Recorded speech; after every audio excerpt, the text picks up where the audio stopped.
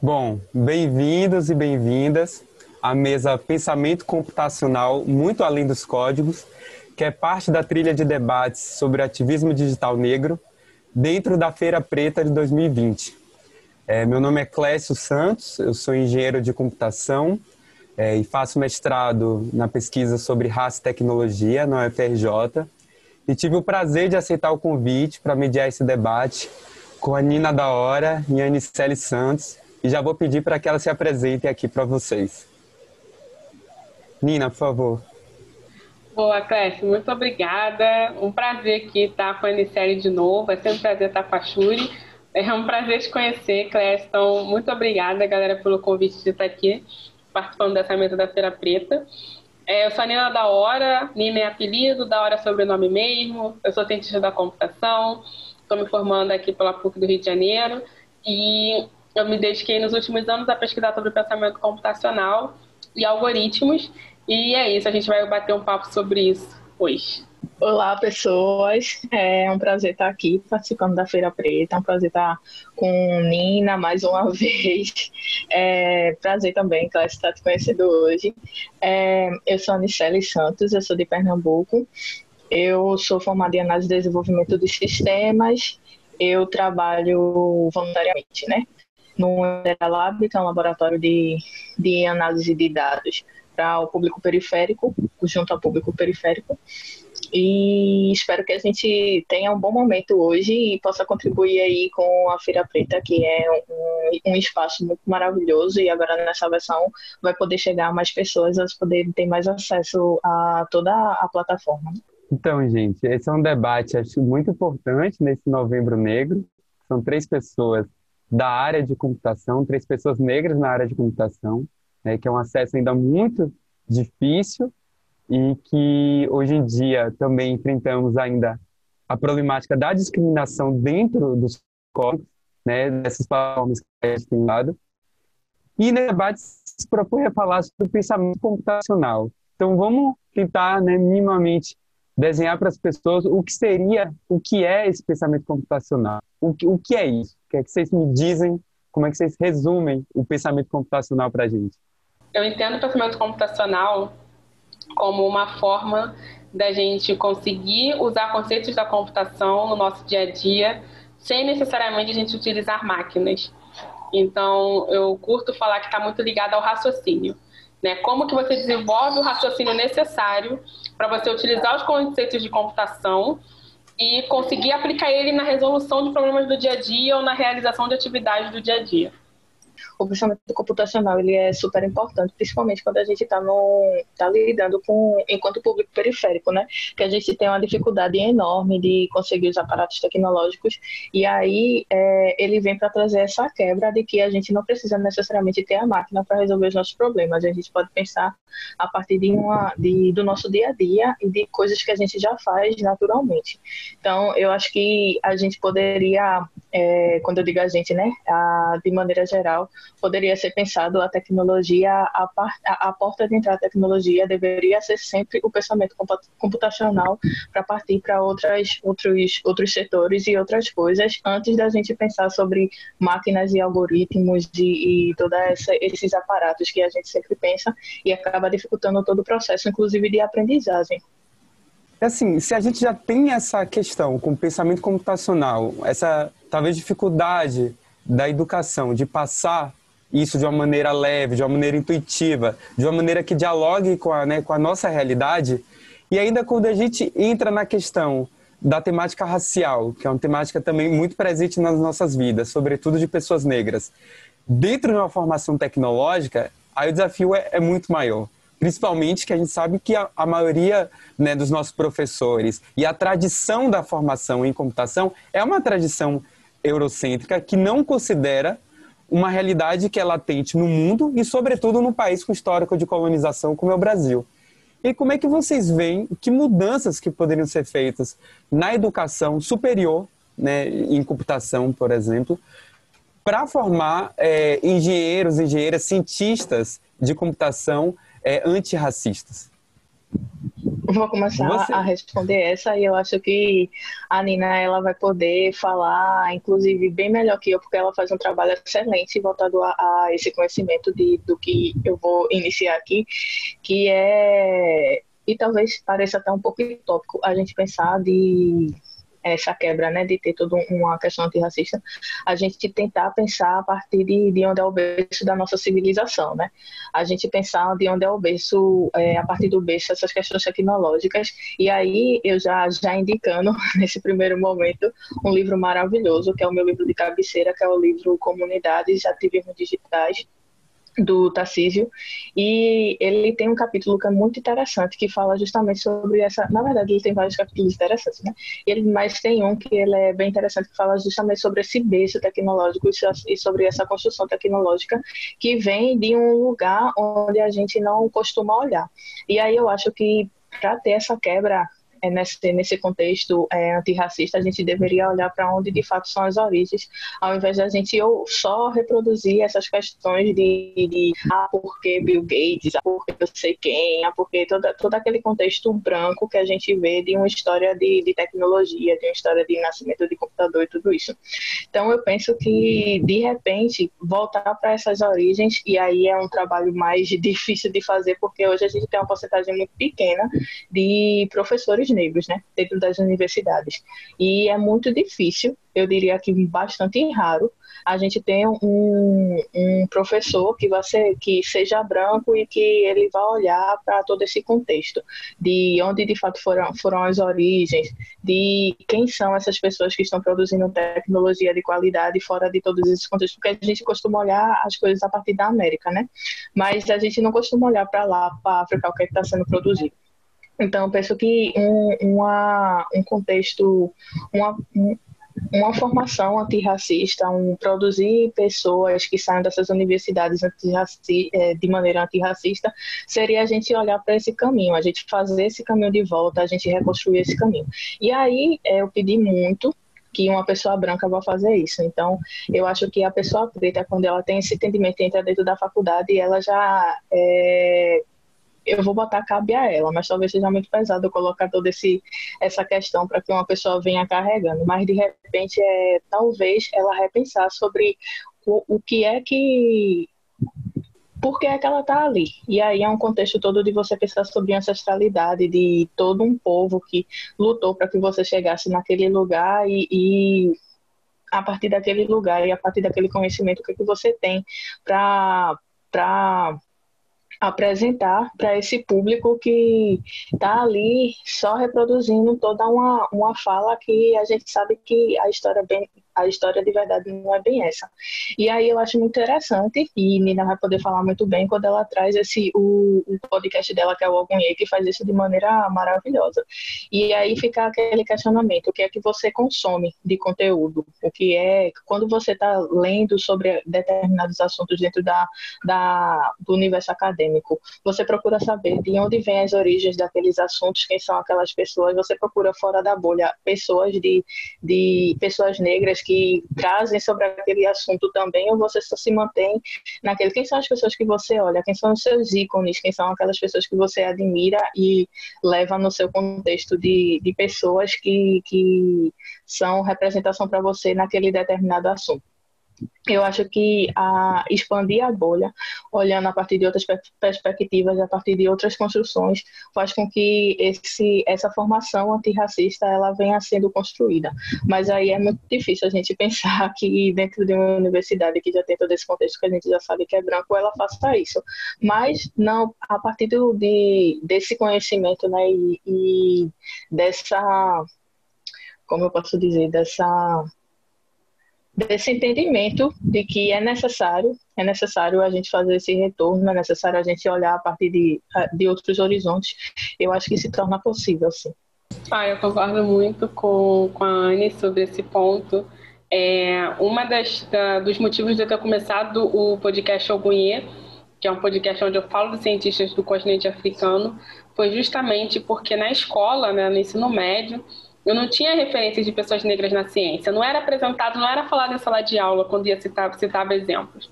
E aí eu comecei a pesquisar isso como se fosse um diário pessoal mesmo. Eu olhava as histórias desses cientistas, ia guardando, e sempre que eu tinha alguma questão que eu queria resolver, eu procurava que cientista que eu vou ver a história hoje, para eu ir entendendo os caminhos que eles percorreram e as realizações e contribuições que eles fizeram para o nosso mundo, né, científico, tecnológico. E aí eu comecei a mergulhar mais a fundo nos países que esses cientistas nasceram.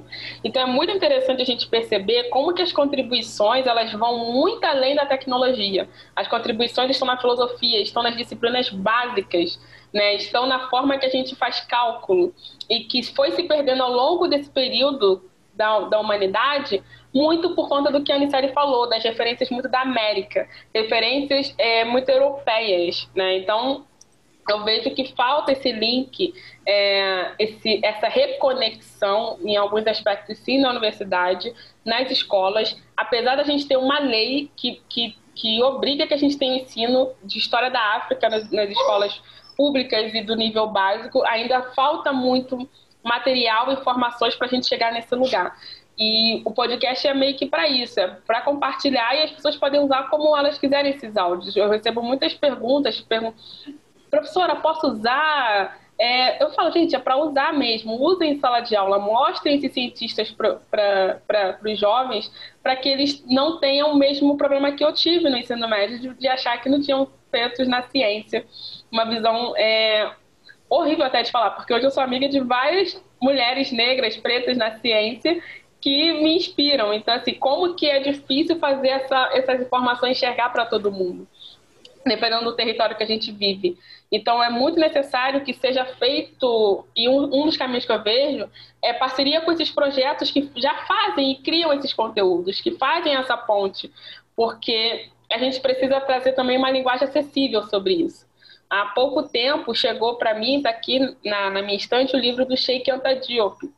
O Cheikh Anta Diop foi um senegalês, cientista, antropólogo, físico, o cara foi sensacional, que no projeto do doutorado dele, o que ele queria provar, a hipótese que ele queria provar, era que o Egito Antigo tinha sido habitado por uma civilização negra, né? E ele levou 4 anos, se eu não me engano, para provar isso, porque era rebatido pela academia racista. Então, olha o tempo que o Sheikh levou para fazer para provar isso e trazer essas informações para a gente hoje. A gente colhe essas informações da ancestralidade. E é um livro que eu vejo que poderia estar sendo utilizado, alguns capítulos deles, para a gente discutir sobre. Né? O livro do Tarcísio Silva, que a Aniceli citou, que traz referências da nova geração, que está resgatando esses conhecimentos e colocando eles numa linguagem acessível para todo mundo. O Tarcísio, inclusive, compartilhou o livro, distribuiu o livro dele de forma gratuita para muitos lugares do Brasil. Ele mesmo, como autor, colocou acessível em PDF. Então, você tinha a opção de comprar, mas tinha a opção também de acessar via PDF. Então, eu acho que a gente tem que... Quem está produzindo esses conteúdos, nós que estamos produzindo e participando desses locais, a gente precisa ver formas como essas de tornar isso acessível e escalar isso para territórios. Não tem como também a gente transformar isso em artigos que só a galera da academia vai ler. Então, eu acho que essa formação do superior passa antes pela formação básica. A gente precisa fazer essa ponte para a formação básica, e aí sim a gente consegue fazer essa ponte para o nível superior, porque a galera já vai chegar no nível superior, peraí, eu sei que tem a dona Sônia Guimarães na física, eu sei que tem a Cátia Mari Rosa, eu sei que tem Tarcísio Silva na comunicação e tecnologia, a galera já vai chegar com nomes e referências, não vai chegar naquele ambiente sem se reconhecer, porque é isso que acontece muitas vezes com o corpo negro na universidade. Obrigado, Nina. Você citou o Cheikh Anta Diop, eu lembrei também do Francis Fanon, que um dos livros muito famosos dele, o Pele Negra, Máscaras Brancas, seria também a tese de doutoramento dele, que não foi aceita. Inclusive, ele abre o livro dizendo isso. Esse livro deveria ter sido escrito há 3 anos atrás, mas não pôde por tais condições. Então, assim, são os desafios também de quando a gente tenta jogar luz sobre o sistema de opressão, se esbarra em barreiras institucionais, inclusive dentro das universidades, que são espaços por excelência de investigação da realidade. Enfim, e a gente chega também, uma questão que está muito forte hoje, nesses tempos, no Brasil, nos Estados Unidos também, que é sobre o racismo das plataformas digitais, né? A gente cada vez mais está utilizando plataformas para mediar o nosso acesso a serviços, a nossa locomoção nas cidades, né? Até mesmo a nossa paquera, nosso acesso ao trabalho, tudo sendo mediado por grandes plataformas digitais, cada vez mais concentradas em poucas empresas. E cada vez mais se surgem notícias e denúncias de racismo na própria execução desses algoritmos. Então, já tem o racismo de pessoa para pessoa, racismo em regras institucionais, agora a gente tem racismo embutido em código, numa sociedade cada vez mais digitalizada. Como enfrentar um racismo que vem embutido dentro de máquinas, embutido em códigos, em bits, em zeros e uns? Com que ferramentas a gente pode enfrentar esse desafio?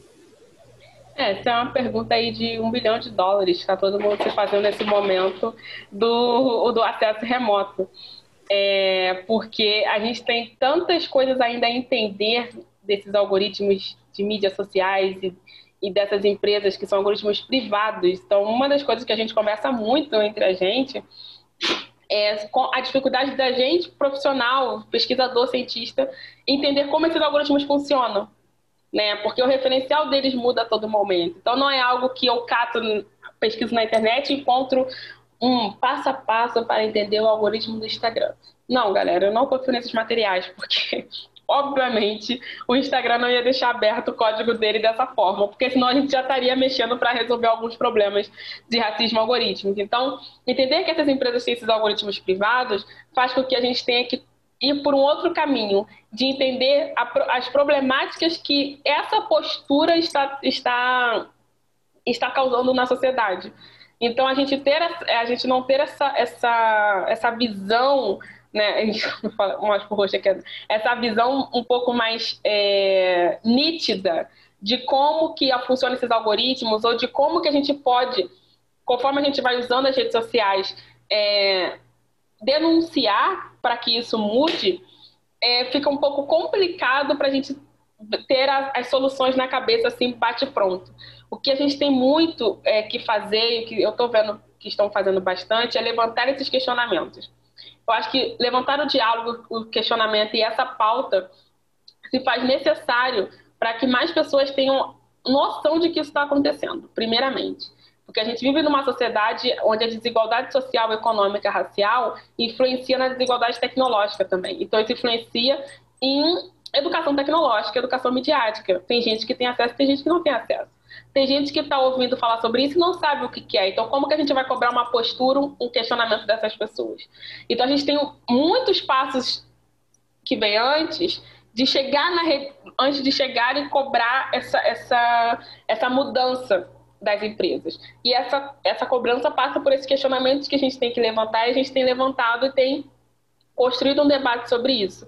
Mas soluções por parte da gente que está ainda tentando entender como esses algoritmos funcionam é um pouco complicado de falar agora. Mas dizer sobre esse levantamento de pautas, falar sobre a importância dessa nitidez do que eles esperam, de como que eles estão organizando nossas informações, nossos dados, eu acho que isso pode ajudar a construir uma conexão um pouco mais forte entre essas ferramentas e nós, que somos seres humanos, pessoas negras, que estão utilizando esses espaços, porque aí a gente consegue entender, como criador de conteúdo, como que a gente vai organizar esses conteúdos nas redes. A gente consegue entender como uma pessoa que usa para perfil, não sei, de ensinar alguma coisa para outras pessoas, um perfil de educador dentro da internet, vai entender que linguagem que vai ser usada, e que linguagem, que palavras, e como que vai ser usada isso sem ele ser prejudicado. Sem ele usar uma palavra que o algoritmo vai entender que é uma palavra que não tem que estar na plataforma, igual a gente vê acontecer. Então, eu acho que esse entendimento tem esse passo atrás, mas tem também para mim, é um dever das organizações de tornar isso nítido para a gente. Né? Vocês estão vendo eu usar nítido, eu não estou usando claro, porque também é uma palavra, você usar, né, clareza, claro, é uma palavra que há pouco tempo eu fui descobrindo que é uma palavra que remete, que vem muito da época da colonização. Então, a gente usar essas palavras que remetem né, a cores mais claras, quer dizer que está falando de coisas que são tidas como corretas pela sociedade, e o que não é correto pela sociedade é escuro, mais escuro, ovelha negra, essas frases, essas palavras, essas expressões, tudo isso eu tenho tido acesso a informações e a estudos que estão me permitindo usar nitidez no lugar de claro, tornar mais claro. Então, olha o processo que nós, pessoas negras, estamos passando até a gente, para a gente entender a agressividade verbal que foi nos sendo colocada ao longo desse tempo. Então, para mim, a tecnologia, racismo algorítmico, os algoritmos, eles passam por linguagem, eles passam por comunicação. Não tem como eu isolar aqui em códigos. Infelizmente ou felizmente, né? Imagina, vivendo num mundo de 0 e 1. Não, gente, eu tô rindo, mas não concordo com isso.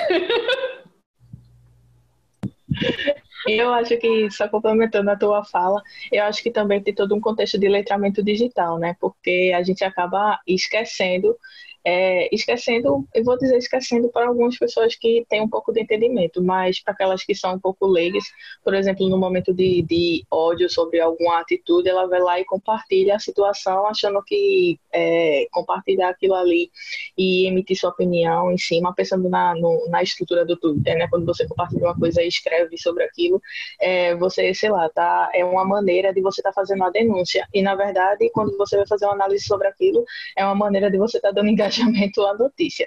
E aí é uma questão bem, bem difícil, porque, como a Nina bem falou, não existe, ou existe pouco, na verdade, informação sobre como você pode lidar com essas redes sociais, de que maneira você pode se portar na situação de racismo, e pensando a nível de racismo, né, mas tem uma série de outras problemáticas que o viés algorítmico ele pode trazer à tona, e aí fica realmente bem complicado em pensar e dizer, tipo, a solução seria X, mas eu acho que um bom passo é estar levantando sempre essas discussões, ainda que se pareça que é uma discussão muito batida, mas que é necessária estar sempre vindo discutir sobre isso para poder chegar em um ponto onde se consiga um caminho para ser solucionado o problema. Obrigado, meninas. Só para exemplificar, né, não acabei não dando exemplo na pergunta, mas é bom para quem estiver nos assistindo, alguns casos, né, que a gente acaba debatendo isso e pensa até que é conhecimento comum, mas às vezes as pessoas não acompanham. A gente tem alguns casos de racismo, o que a gente tem chamado de racismo algorítmico, em exemplos como saboneteira que não reconhece a pele negra, dessas saboneteiras automáticas de shopping, movidas a laser, porque são treinadas para refletir a pele branca. Uma pessoa negra não consegue ser detectada. Aí a gente tem também casos de câmeras que têm detecção automática do rosto, que não detectam o rosto ou de uma pessoa negra ou de uma pessoa asiática, por exemplo, por conta do formato dos olhos, terem sido treinadas, né, nos algoritmos apenas para o formato de rostos típicos de determinadas populações brancas.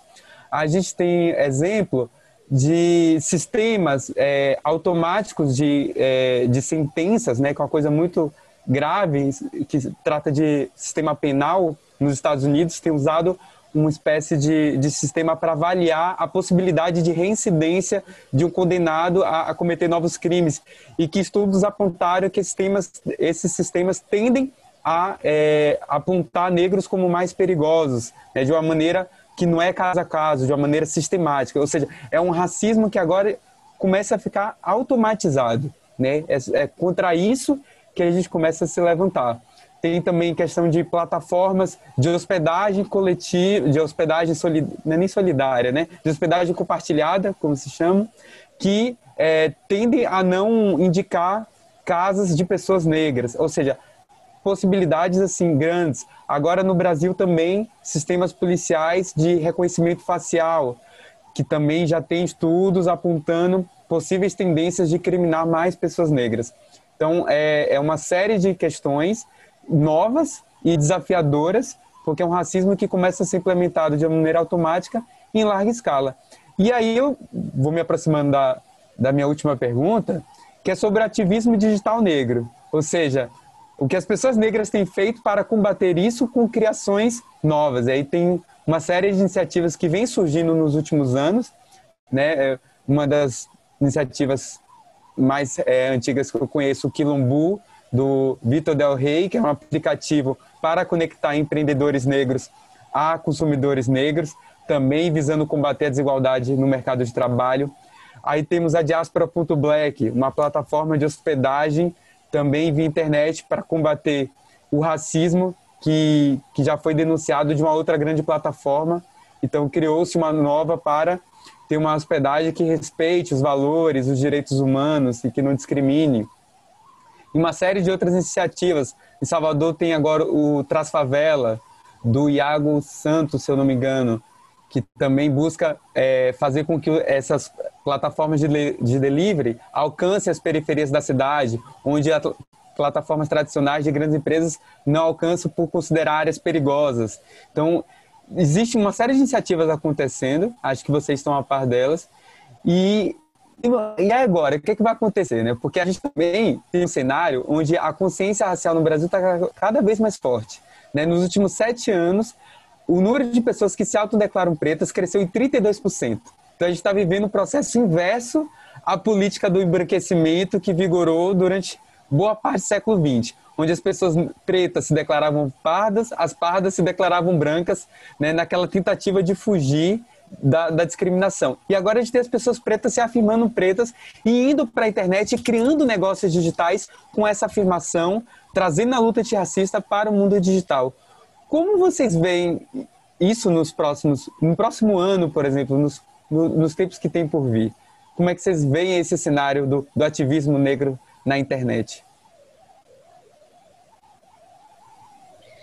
Eu particularmente fico muito feliz de ver cada vez mais a gente reconquistando um espaço na ciência e tecnologia, porque nós fizemos parte dessa origem, dessas contribuições, então a gente tem que estar nesses espaços também, trazendo conteúdos, trazendo referências.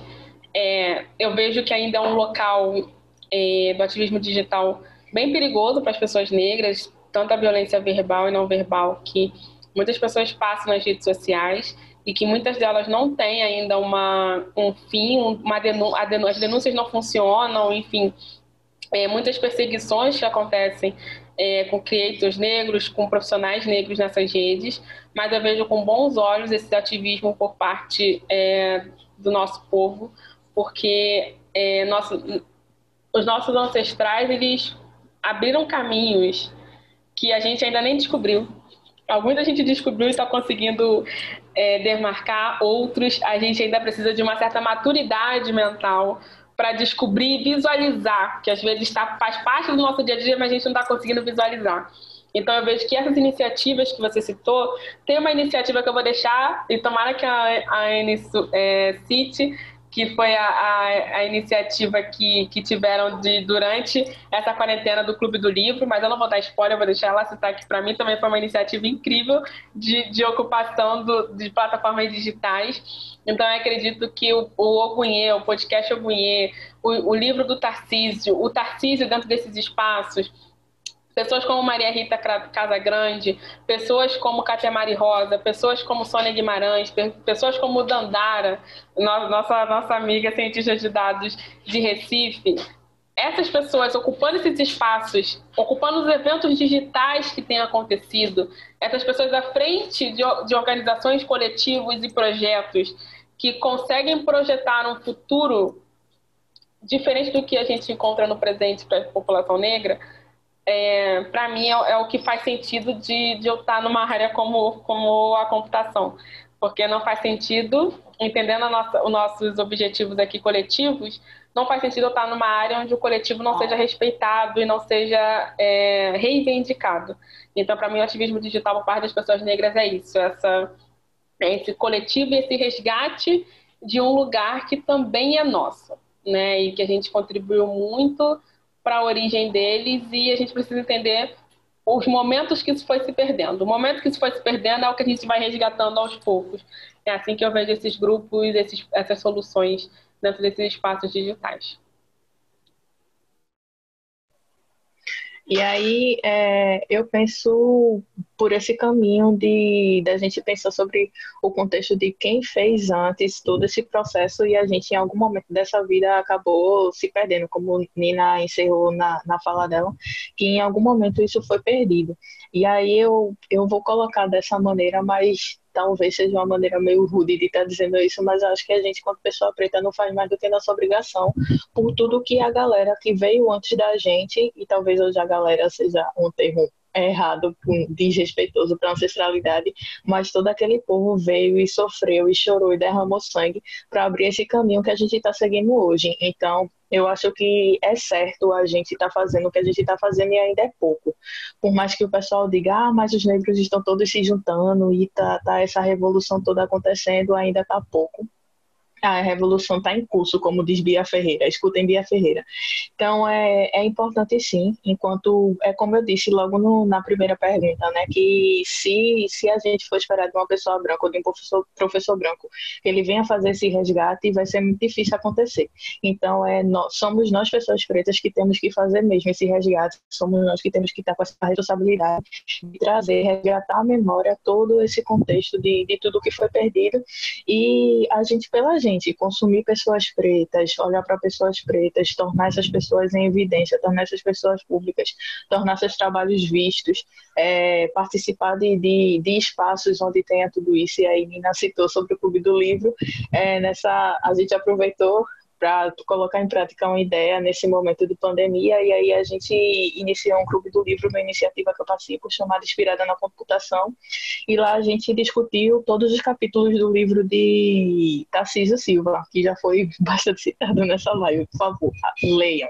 Se não puder comprar, está disponível em PDF, já participando da democratização do acesso, porque é justamente isso. Ser antirracista é a gente entender que nem todo mundo tem acesso, então vamos dar acesso. Se o problema é ter acesso, se o problema é não conseguir comprar, então tá aqui o livro, leia, consuma. E aí, hoje está muito mais fácil você entender todo esse universo, porque tem a internet. Mas a maneira que você pode fazer é consumir de pessoas pretas, consumir das pessoas do seu bairro, daquela tia que está lá no bairro vendendo seu bolo. Então, se eu posso comprar numa casa de bolo, não, vou comprar na tia que está vendendo. E são esses pequenos gestos que você vai fazendo dia a dia e vai fazendo o dinheiro preto rodar dentro do mundo preto e alavancar. Eu acho que o caminho é esse. É um caminho que ainda é muito grande, mas para quem lê o livro de Shonda Rhimes, O Ano que Eu Disse Sim, ela eu acho que tem alguns discursos dela, mas no primeiro discurso que ela coloca lá, quando ela recebe uma premiação, ela fala que aquele prêmio que ela recebe não é sobre todo o trabalho que ela fez, mas dedicado a todo um povo que veio atrás e bateu no muro que hoje ela pode atravessar esse muro sem precisar bater tanto quanto antes. Então a gente tem dificuldade sim, a gente tem um monte de barreiras que a gente precisa lidar, mas teve um povo que sofreu muito mais que a gente para que a gente chegasse nesses espaços que a gente está tentando ocupar hoje ou então construindo a partir das nossas óticas. Então acho que o caminho é esse mesmo, a gente ocupar e resistir, como diz, e continuar nessa caminhada que ainda é longa, mas se juntando e vivendo nesse contexto de comunidade, a gente está lá. Esse sentimento que a gente tem de a gente chegar lá e não foi só a gente, isso já parte de um lugar da gente entender que a conquista é coletiva, que não tem individualismo, que tem todo um processo, um grupo de pessoas que se coloca para estar ajudando, para fazer com que a sua caminhada seja menos complicada, mas que seja necessária para o seu fim não é apenas o seu fim, é um caminho para que outras pessoas consigam chegar mais adiante do que você não conseguiu. É difícil até falar depois dessas palavras fortes, né, e de força que a gente precisa, e como você falou, Nicele, e Nina também, não se caminha só, né, se caminha junto. E eu, nessa empreitada de tentar estudar sobre esse fenômeno do ativismo digital na academia, não encontrava referência assim, durante os meus primeiros anos de mestrado, até que eu finalmente cheguei a Tarcísio Silva também, assim como vocês. Falei, nossa, tinha alguém aqui antes de mim, né? Essa importância de quem veio antes pesquisando, e o livro dele também é meu livro de cabeceira. E, enfim, gostaria de saudar você, Nicele, você, Nina, pelas iniciativas que vocês conduzem, assim como tantas outras pessoas que têm feito, e é bom a gente nomeá-las. Já citei o Vitor Del Rey do Quilombo, tem o Carlos Humberto e seus companheiros também da Diaspora.black, a Lorene Fé, criadora do Afrodengo, o Arthur Lima, do Afro Saúde, né? A Nina Silva, do movimento Black Money, e tantos outros que têm utilizado as redes para fazer a luta antirracista, né? Que a gente consiga cada vez mais visibilizar essas iniciativas e estar em condições também de estudo e de diálogo para propor soluções e alternativas de caminhos para a nossa sociedade como um todo, né? Então, eu gostaria imensamente de agradecer vocês pelo debate, a Nina e ao Tarcísio pelo convite. E, enfim, se vocês também quiserem fazer agradecimentos, por mim é isso. Por mim, estou super feliz com essa troca aqui online, mas cheia de energia positiva e que a gente consiga nos encontrarmos aí no presencial. Um prazer estar participando da Feira Preta, um evento que eu admiro muito, Adriana Barbosa, assim, só agradecimentos, porque é uma pessoa negra abrindo espaço para outras pessoas negras irem abrindo espaço para outras pessoas negras e que esse ciclo a gente consiga manter ele funcionando, independente dos obstáculos que aconteçam. Então, muito obrigada pelo bate-papo e pela troca, e é isso. Espero que a gente se encontre presencialmente aí, galera. Valeu! Eu agradeço também, para mim é super feliz poder estar participando desses processos. Acho que a única coisa boa que a pandemia pôde trazer foi isso, de eu poder estar em vários espaços, em vários estados, falando com outras pessoas que eu admiro. É sempre um prazer estar trocando ideia com a Nina, que é uma pessoa que eu sempre admirei, e hoje estou aqui trocando uma ideia, então é muito massa. É muito bom poder conhecer mais um do nosso grupo, que é Clécio, e assim a gente vai caminhando nisso. E como a Nina falou, abrindo um espaço para que outra pessoa venha e outra e outra. Como mensagem final que eu sempre digo, consumam pessoas pretas, escutem Emicida, leia mulheres negras, leia mulheres, leiam, consuma tudo que for amplie sua bolha para ver outros horizontes e outros mundos, conheça pessoas pretas de todas as áreas que existem, e é isso. Acho que o caminho é você sair desse seu mundinho e adentrar outros mundos para poder a sua vida ficar mais, eu iria dizer, mais florescida, mas não sei, de repente a sua vida melhorar no contexto de expansão de mente mesmo, de entender outros recortes e outras realidades que são diferentes da sua. Então é isso. Escutem Drica Barbosa também, fiquem atentos, vai sair coisa boa por aí. E ela não está me pagando para isso, mas maravilhosa, vale a pena. Inclusive, essa novidade da Drica Barbosa tem a ilustração da minha amiga Thay Cabral. Então siga a Thay Cabral também. Menina, tem sim. Sigam melhores ilustrações. Verdade. Todo ano tem o calendário maravilhoso de mulheres negras. Então estejam atentos nas redes sociais dela para o de 2021. Chique, amo. Chique. Curtam essa menina e sigam. Pois pessoal. Da Penha também. Todo mundo. Da Penha ilustradora também. Da Penha aqui do Rio de Janeiro. Então, assim, galera, tem um monte de gente pra gente citar aqui. Se você não fechar nosso microfone, Clécio, a gente vai ficar aqui citando um monte de mulher. Quem sou eu pra fechar? Eu só ia falar isso, ó. Tá todo mundo saindo cheio de dica, cheio de material para estudar. Leiam o livro Comunidades, Algoritmos e me ajudem. Ativismos e olhares afrodiaspóricos. Exatamente. Organizado por Tarcísio Silva. E é isso, e vamos embora.